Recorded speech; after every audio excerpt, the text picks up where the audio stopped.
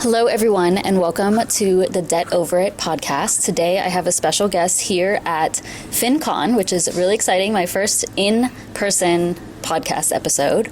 So we have Constance, who is a financial therapist. So could you tell us a little bit more about what you do and who you work with? Okay. Yeah, so I have a private practice and I see clients nationally via telehealth. Mm-hmm. And my focus is financial life changes. Mm-hmm. And so I've been in the field for about 10 years doing therapy.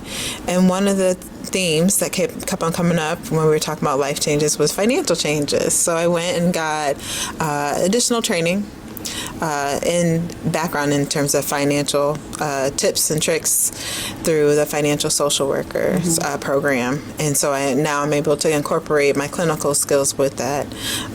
But my specialty is life changes. And most of my population is about 25 to 65 years old. Okay. Mostly women, people of color, LGBTQ+.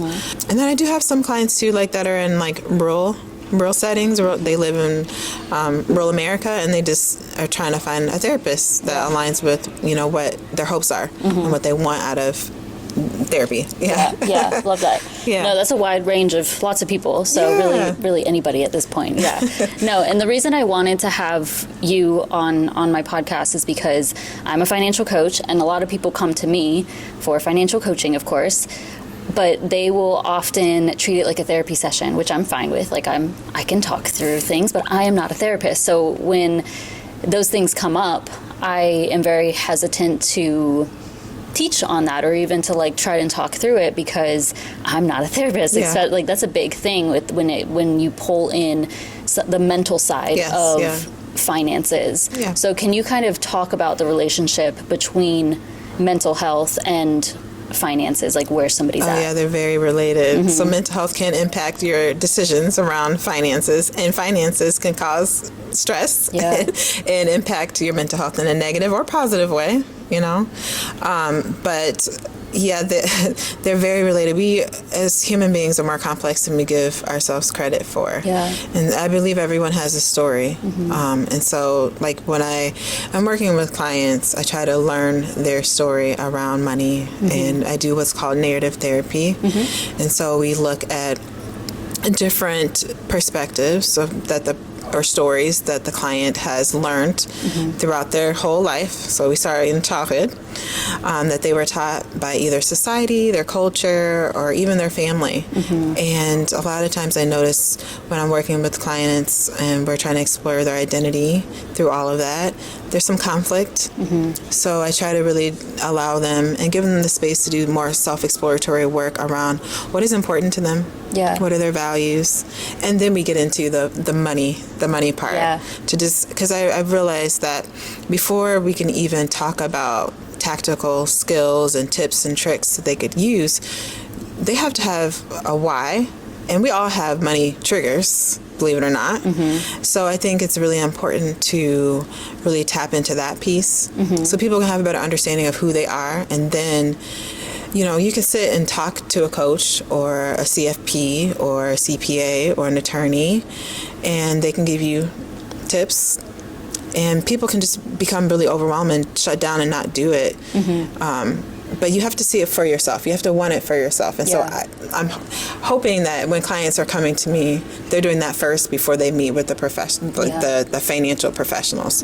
So they can have more buy-in and know their why. Why are they making these major life changes? Because it's a challenge and it's uncomfortable. And I think doing that self-exploratory work is so important, especially in adulthood.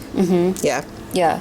No, I fully agree, because I'm sure I've worked with many clients at this point, and sometimes it's just a couple of sessions, sometimes it's for long term, but I would love to go back and check on everybody, but I haven't talked to some of them in years. So I know that there's probably some of them who I taught them all these things, but it's just like the numbers, it's the how to, but you've got to get down to the root of it, because otherwise you could just be like, you know, like just not even listening, because in the back of your mind, there's something that needs to be resolved. Right. Yeah. That's so interesting. Yeah. So you mentioned childhood.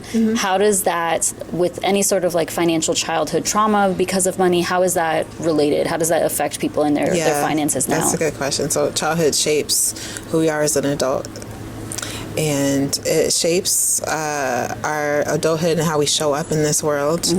But around money in particular, your first example of how to deal with money is usually your caregiver. So, you know, it could be parents or grandparents, whoever raised you, how they deal with money. Also in childhood, I don't know about you, I'm probably a little bit older than you, but I wasn't taught anything about finances in school. No.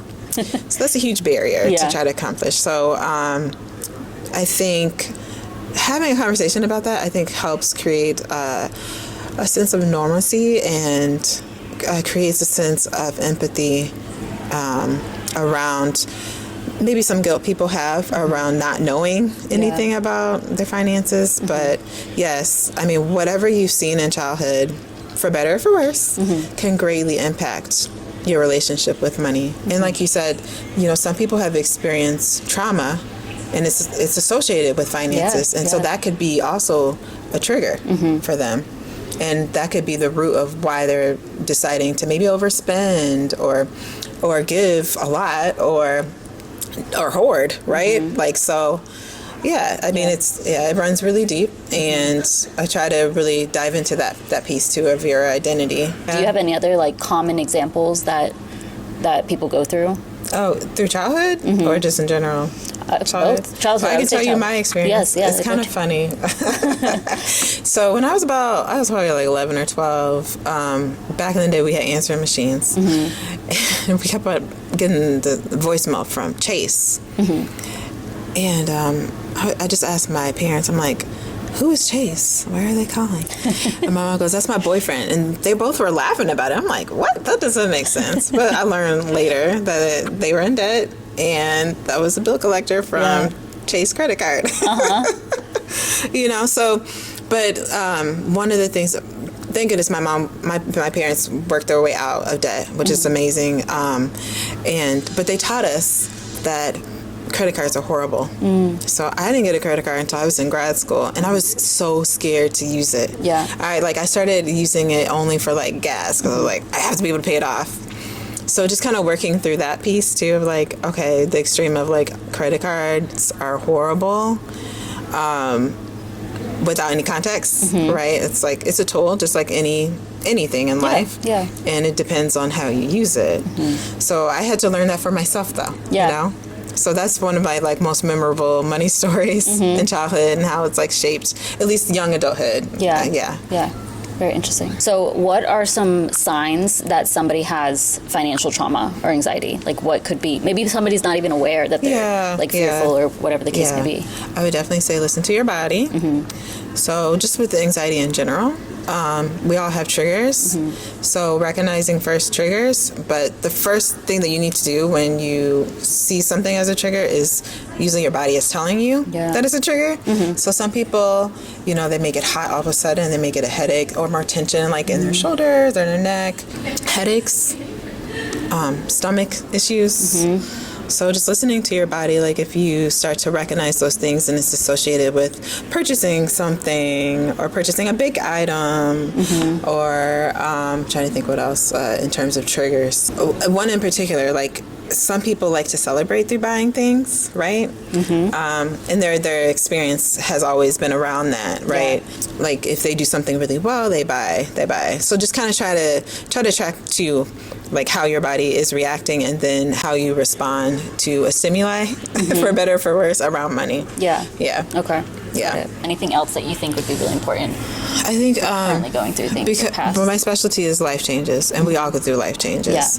So I think having and taking time to kind of pause and just check in with yourself to see like what is important to you in that season of life is so important. Like I'll give an example. When I became a mom, that was a life-changing event. COVID lockdown, that was a life-changing event. And those things forced me to stop and really think about what's important to me. And my values changed. And so I just had to like really make sure that my actions, including my financial actions and behaviors, aligned with that. So I would just say take moments to pause. And to really reflect on that piece, but also like it's okay to change. It's okay to change. Like, hopefully you want to grow the older you get and learn and get to know yourself. So just taking moments to pause and just really ground in what's important to you.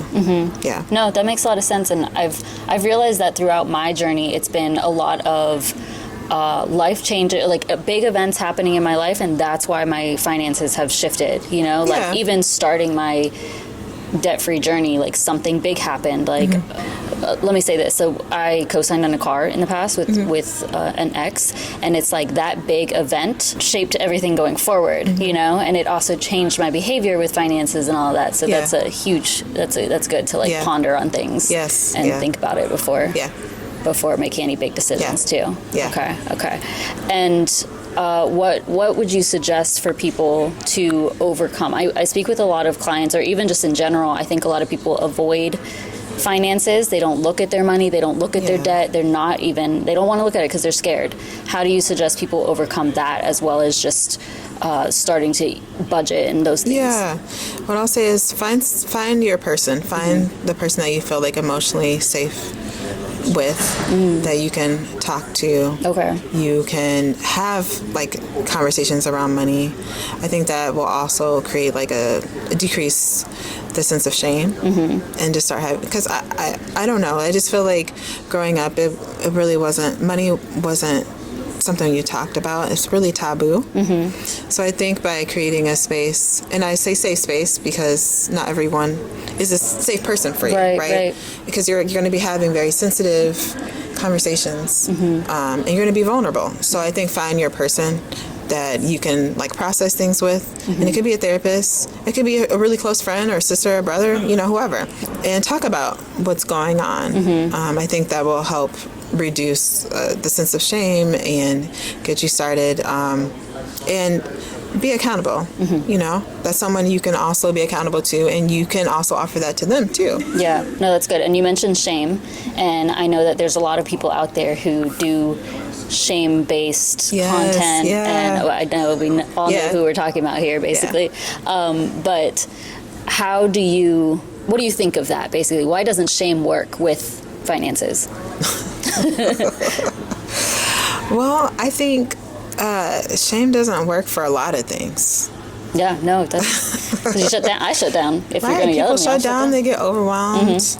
And then you can't focus either, right? You're like, you are perseverating, which means to just think over and over and over without a goal in mind about something that is not good about yourself.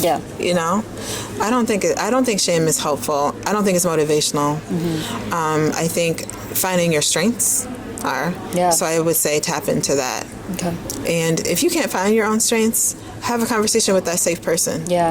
Because that safe person knows you, you know, and help them, you know, ask them, like, what am I good at, you know? And you'll start to see that within yourself. And just start having a conversation. Because, again, like, once you start having a conversation with people, you find out you have a lot more in common than you anticipated or you thought in the first place. And I think that also creates a sense of normalcy, right? Like, we all experience shame. And finances could be in anything. So right. And nobody's perfect around finances because we are complex people. Definitely. Okay. And kind of going back to taking action and just thinking about your finances, how do you suggest people shift from a scarcity mindset to an abundance mindset, or maybe somewhere in between that? I would say think of a goal that's not financial. Like, picture your life, your ideal life, or what you want for yourself, and then look at the numbers. Because, again, we're complex. And, you know, like, budgeting is not too complex, right? Like, if the actual action of budgeting is not, like, you want to make you want to make more than what you spend, and you want to have a little bit left over. So yeah, I would definitely start there. Yeah. Do you incorporate any sort of like gratitude practice with your clients or even within your own life? Oh yes. I'm big on affirmations. So courage this over is my comfort. Okay. Yeah, I'm a creative too. So I do a t-shirt line. I have a book on affirmations. So I'm really big on affirming and taking time to just really reflect on what is good in your life. Because we are complex. So for better, for worse, like even when times are hard, you can always find even one sense of joy in your life. So in my sessions with clients, I always start off with this. Since we last connected, what are some good things that have happened and then any challenges? I love that. That's great. Because it's a small practice that they can take, after me. Eventually I want them to be able to apply the skills outside of me. Yeah, definitely. And so that's just a small practice that they can do. Yeah. No, I love that. I think gratitude's really important. I've realized that with myself and going from scarcity to abundance, I found a lot of gratitude from my financial journey, because even when I had a high amount, like being in debt is what got me to where I am now, like I wouldn't be making this video if I didn't have your experience. I wouldn't meet it's part you. Of your story. It's really, really cool because it was basically an opportunity, so I don't regret my debt. I don't see it as a bad thing. Like, sure, I would have had a higher net worth, but I wouldn't have had all of this that I've accomplished. Yes. I think I've always believed that gratitude is a big part of getting to that like abundance mindset. That's really helped me. Yeah. And then the wins. I try to highlight wins that my clients have, and even my own, like, look at your own accomplishments and be proud of it, celebrate it. Yeah. I'm big on mindfulness just in general, but that's definitely a form of mindfulness. Yeah. Can you would you be open to sharing your story of like why, like, you had debt, right? So can you share your journey with your financial mindset, kind of where you were in the past and how you got starting from wherever you want? Well, I told you a little bit about childhood. Yeah. But young adulthood. So I told you a little bit about credit cards. I had student loan debt, and I had a car loan when I started my professional journey and started working as a social worker. I made it a mission to just live below my means. I always did that, and to slowly like pay off my debt. And then when my husband and I got married, he also had student loan debt. So what we decided was we were going to live off of one income. Oh, that's great. And focus on paying down my car loan, his car loan, and student loan debt. Okay. Yeah. So we did that. I was, 2017, we were able to pay off all of our debt. And we started to invest in real estate. Awesome. Yeah. Okay. Yeah. I will say the COVID lockdown really, I was in a very stressful job at the time. I loved what I did, though. It's so hard. The people that I worked with, they kept me there. But with COVID, we were understaffed and highly stressed. Yeah, I could imagine. And I had a hard time getting up in the morning. And what I have in my shirt, this affirmation, I wrote it on sticky. I put it on my bathroom mirror, and I looked at it every day. That's how I made it to work every day. But while I was doing that, I was also doing some financial planning. I was like, I don't want to do this for the rest of my life. And I just had a baby, and I just wanted to spend more time with her. And I realized how important my family was. I always loved my family, but I think like just being with them, it really, really made me realize that that's like a really important value, my time with them. Yeah. Because it's so limited. And I don't know about you, but I experienced loss. I lost loved ones during COVID. So that was also like wake up call. Yeah. And so during that time, I decided that we were going to move closer to family.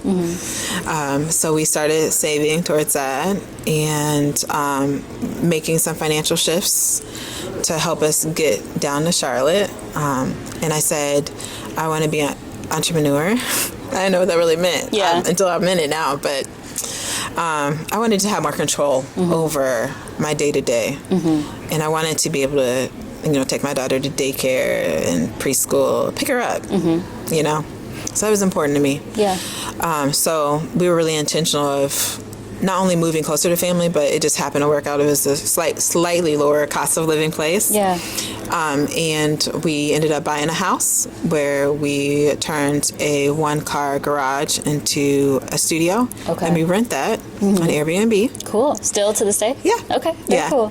So that also helps. You know, like it's the cost of living is lower, and that helps with the cost of living for us personally. You know, that's another form of income. Yeah. So that allowed me to really focus on my practice. Okay. Yeah. So that's where I'm here now. Yeah. And I really value my time a lot more than I did when I was younger. Yeah. Yeah. Because kids and parents all get older. And so that's why I decided to open up my business and focus on that. Yeah, so I do it. I see clients part-time, but my business is, you know, being an entrepreneur. Oh, yeah. You're on it. You're on all the time. Yes, on all the time. But at least my availability to clients is it's lower. Like, so I can have more time with my family. Yeah. Yeah. Yeah. Awesome. So like that's I think kind of pulling in the financial mindset around that, the mental side of it. Yes. It's like you had to shift from one place to get to where you are now. Yeah. It all starts with your mindset. It really does. Yeah, like you can't just look at the numbers. Like you have to, you have to get down to the thoughts, and then you're in a certain situation. You're thinking about it a certain way. That's going to affect the like actions you take, and Yeah, you have to know your why. You have to know your values, and like I said, like going through life transitions and changes, your values may change, and that's okay. Yeah. But you do need to be mindful of them. Yeah. Because as adults, we move very fast and quickly, and life is happening. It goes so fast. It's already October. It does. It's almost the end of 2024. It does. And you know, next thing you know, it's next year, and you haven't done what's really important to you. Yeah. Right. So I'm all about that. And don't let your negative financial mindset, or I feel like you shouldn't let those hold you back, you know? Right. Yeah. Right. Okay. Let's see.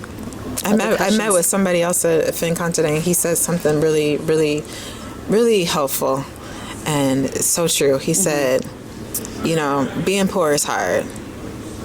Working a lot is hard. Yeah. Working for yourself is hard. Choose your heart. Choose your heart. Yeah. Yeah. Oh, It's coming. That is so true. Yeah. I saw that recently too. I actually had filmed a video. It was like just a Q&A, and I had seen before filming that Q&A, I saw that like, okay, you know, being broke is hard. Yes.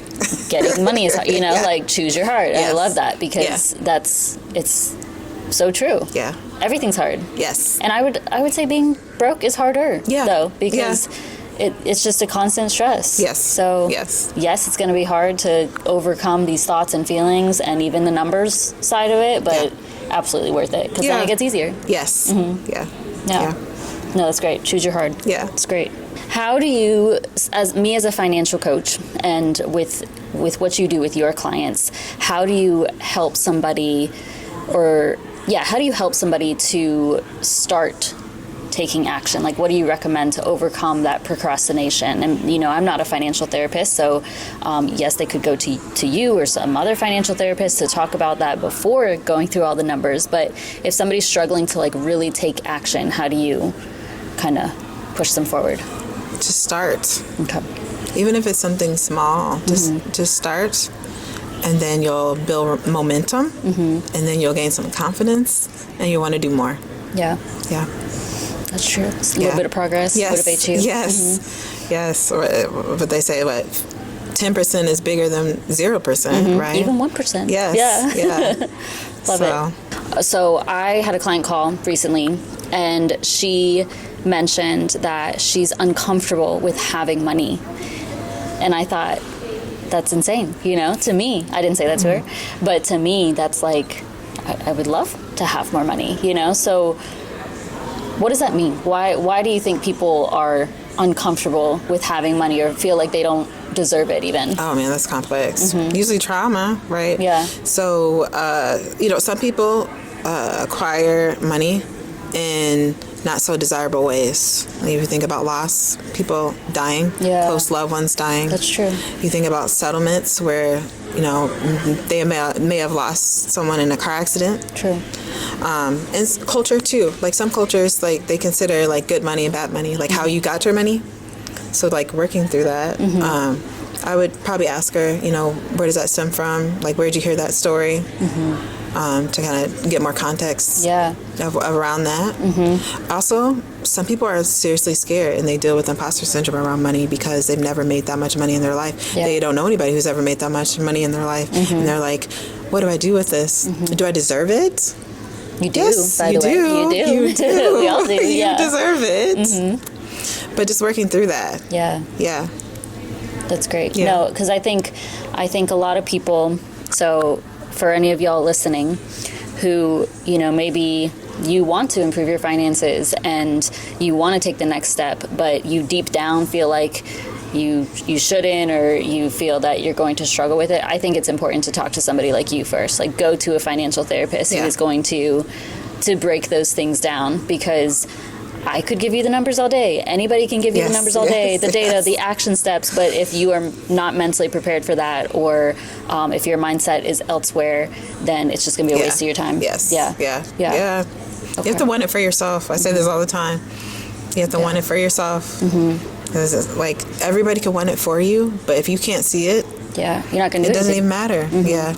Okay. So, Constance, where can people find you? Okay, so I just got on TikTok and I just got on Instagram. Okay. So TikTok, I'm at the Financial Social Worker. And then Instagram, I'm on Courageous Healing PC, which is my business, my practice. And then I have a website, and it's the word courage and number 2, and then heal, like healing.org. courage2healing.org, and I'm assuming from there they can courage to heal. I'm sorry, courage2heal.org, and I'm assuming from there they can book a call with you. I do 15-minute free consultations to see for like a good mutual fit. Perfect. So I will have that all in the description box as well as in the show notes if you are just listening. But thank you so much. This was great, and I hope y'all took something from it. Thank you so much.